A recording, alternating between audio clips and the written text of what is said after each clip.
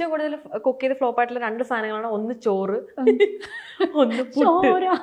ചോറും ഞാനും തമ്മിൽ ഒരു മാസം ഞാൻ ചോറ് വെച്ച് പരീക്ഷിച്ചു. അത് ശരിക്കും പറഞ്ഞാൽ ഞാൻ മേടിച്ച അരിയുടെ കുഴപ്പമായിരുന്നു. എനിക്കത് അറിയില്ലായിരുന്നു. എന്റെ കുഴപ്പമല്ല, അരിയുടെ കുഴപ്പമായിരുന്നു. അരിയുടെ സത്യമായിട്ട് 1 കിലോ അരി ഡെയിലി ചോറ് വെച്ച് കളയേണ്ട അവസ്ഥയായിരുന്നു. മനഃപൂർവ്വമല്ല, ഞാൻ അമ്മയെ വിളിച്ചു ചോദിക്കും, ഷീജാമ്മയെ വിളിച്ചു ചോദിക്കും, എങ്ങനെ വെച്ചാലും ഈ ചോറ് ശരിയാവില്ല. ഒന്നുകിൽ ഭയങ്കര ഡ്രൈ ആയിപ്പോ, നമുക്ക് കഴിക്കാൻ പറ്റില്ല, കറക്റ്റ് വേവ് കിട്ടില്ല. ഇല്ലെങ്കിൽ ഭയങ്കരമായിട്ട് ഇങ്ങനെ വെന്ത് ഇങ്ങനെ പാപ്പം പോലെ ആയി പോകുന്നൊരു സിറ്റുവേഷൻ. ഇതൊന്നും അല്ലെങ്കിൽ വെള്ളം പാതി വെള്ളത്തിലും പാതി വെള്ളം അല്ലാത്തൊരവസ്ഥയല്ലേ, ചോറിലൊരു നനവ് നിൽക്കും. അങ്ങനെ ഒരു സിറ്റുവേഷൻ. 1 മാസം 1 കിലോ അരിയിൽ ഞങ്ങൾ 2 കൂടെ പരീക്ഷിച്ച് തീർത്തു. എനിക്ക് കല്യാണം കഴിഞ്ഞിട്ട് ചോറ് കിട്ടിയില്ല. പിന്നീട് അരി മാറ്റിയപ്പോഴാണ് ആ ഒരു പ്രശ്നം വരുന്നത്. ആദ്യത്തെ ഫ്ലോപ്പ് സാധനം അരി, പിന്നെ 2ാമത്തെ സാധനം പുട്ട്. പുട്ടും ഇതുപോലെ ആദ്യമായിട്ട് ഞാൻ പുട്ടുണ്ടാക്കിയ സമയത്ത് കുറ്റിയിൽ വെള്ളം വെക്കുന്ന അളവ് ശരിയല്ല. കുറ്റിയൊക്കെ ചില്ലൊക്കെ ഇട്ടായിരുന്നല്ലോ. അല്ല, അത് ചില്ലിട്ടില്ല. എന്റെ 3 പുട്ടുകുറ്റി ചീത്തായി പോയിട്ടുണ്ട്. 3 പുട്ടുകുറ്റി കുറ്റിയില്ലേ, അത് കത്തിപ്പോയതാണ്. ഒരു തവണ വെള്ളം വെച്ചില്ല.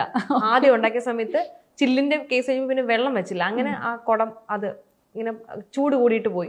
ഒരു തവണ വെള്ളം വെച്ചു, പക്ഷെ അതിന്റെ അളവ് കുറഞ്ഞു. ആദ്യത്തെ പുട്ട് കറക്റ്റ് കിട്ടി. 2ാമത്തെ പുട്ടായ സമയത്ത് എനിക്ക് വെള്ളം ഫുള്ള് പോയി. അപ്പൊ എനിക്ക് പിന്നെ വെള്ളം റീഫിൽ ചെയ്യണം എന്നുള്ള സാധനം എന്റെ തലയിൽ പോയില്ല. അങ്ങനെ ആ ഇത് പോയി. വീണ്ടും 3ാമത്തെ ഒരു പുട്ടുകുറ്റി ഇതുപോലെ പോയിട്ടുണ്ട്. ഇപ്പൊ ഞാൻ പുട്ടിൽ എക്സ്പേർട്ടായി. ഓക്കെ, ഞാൻ ഓർത്ത് മറ്റേ ഇത് പറയുന്നത് യൂട്യൂബ് ചാനലിൽ പറഞ്ഞിട്ടുണ്ട് കപ്പ പായസം. അതൊക്കെ ഉണ്ട് കേട്ടോ. ഉണ്ണിയപ്പം ഉണ്ടാക്കിയതും കപ്പ പായസം ഒക്കെ ഉണ്ട്. അത് ആക്ച്വലി സൂപ്പർ ഡിഷാ. കപ്പ പായസം ഭയങ്കര ടേസ്റ്റാ കഴിക്കാൻ. പക്ഷെ കപ്പ മുറിച്ചിട്ട് നന്നായിട്ട് കഴുകണമായിരുന്നു. അതിന്റെ ആ ഒരു കപ്പയ്ക്ക് ഒരു ഇതുണ്ടല്ലോ, അത് നന്നായിട്ട് പോകണമായിരുന്നു. അപ്പൊ ഞാൻ കപ്പ ക്ലീൻ ചെയ്യാൻ ഏൽപ്പിച്ചത് ഈ ചായനെ വന്ന് കൂടെ ഉണ്ടായിരുന്ന ശ്രീരാജിനെ ആയിരുന്നു. ഇവർ 2 കൂടെ എന്തെന്ന് ചോദിച്ചാല് കപ്പ പുറമേ കഴുകി ഫുള്ള് കട്ട് ചെയ്തിട്ട് കഴുകിയില്ല. അപ്പൊ അതെനിക്ക് അറിയില്ലായിരുന്നു. അങ്ങനെ ചെയ്തപ്പോഴാണ് ഫുൾ ഫ്ലോപ്പ് ആയത്. പിന്നെ ഇതുപോലെ ഒരു ഉണ്ണിയപ്പം ഉണ്ടാക്കിയിട്ടുണ്ട്. അതും ഇതുപോലെ അവസാനത്തെ എക്സ്പ്രഷൻ ആണ് എടുത്തിട്ടുള്ളത്. ഭയങ്കര എക്സ്പ്രഷൻ ആയിരുന്നു. അതുപോലെ തന്നെ സജിൻ ചേട്ടന്റെ ഫേവറേറ്റ് സോങ് ഈ ചാനൽ കൂടുതൽ ഹിന്ദി പാട്ടുകളാണ് ഇഷ്ടം, കുറച്ച് വൈബുള്ള സോങ്സ്. ഫേവറേറ്റ് ഏതാണെന്ന് വെച്ചാൽ എനിക്ക് ഇങ്ങനെ ഒന്നായിട്ട് പറയാൻ അറിയില്ല. എപ്പോഴും ഹിന്ദി പാട്ട് ചെയ്തിട്ടാലും ഏതെങ്കിലും പാട്ടൊക്കെ പാടി തന്നിട്ടുണ്ടോ? അത്രയൊന്നും ആയിട്ടില്ല.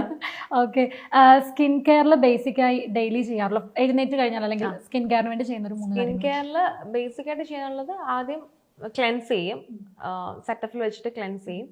അതിനുശേഷം ടോണർ ഉപയോഗിച്ച് ഞാൻ തുടങ്ങിയിട്ടില്ല. എനിക്കിങ്ങനെ ഭയങ്കര ഇത് തോന്നിയിട്ടില്ല. ഇനി തുടങ്ങണം. ടോണർ യൂസ് ചെയ്യില്ല, സെറ്റഫിൽ ക്ലെൻസ് ചെയ്യും. അത് കഴിയുമ്പോൾ ഒരു ഡേ ക്രീം ഇടും, പിന്നെ സൺസ്ക്രീൻ. എനിക്ക് സൺസ്ക്രീനും അങ്ങനെ വലിയ താല്പര്യമുള്ള കൂട്ടത്തിലല്ല, പക്ഷെ ചില സമയത്ത് ഞാൻ മനഃപൂർവ്വം സ്കിപ്പ് ചെയ്യാറുണ്ട്. അത്രയ്ക്ക് വെയിലാണെന്ന് തോന്നിയാലേ ഞാൻ ഇടുള്ളൂ. അടുത്ത സജിൻ ചേട്ടന്റെ അമ്മയുടെ ബർത്ത് ഡേറ്റ്. അമ്മയുടെ ബർത്ത്ഡേ ഷീജാമ്മ കാണുന്നുണ്ടല്ലോ. എനിക്ക് ഓർമ്മയില്ല. ഈ ചാനോട് ചോദിച്ചാൽ ഈ ചാനോ അറിയില്ല എന്ന് പറയും. ഞാൻ ഓർത്ത് ഇതൊക്കെ പറയുന്നു. ഒരു ഐഡിയ ഇല്ല അമ്മയുടെ ബർത്ത്ഡേ.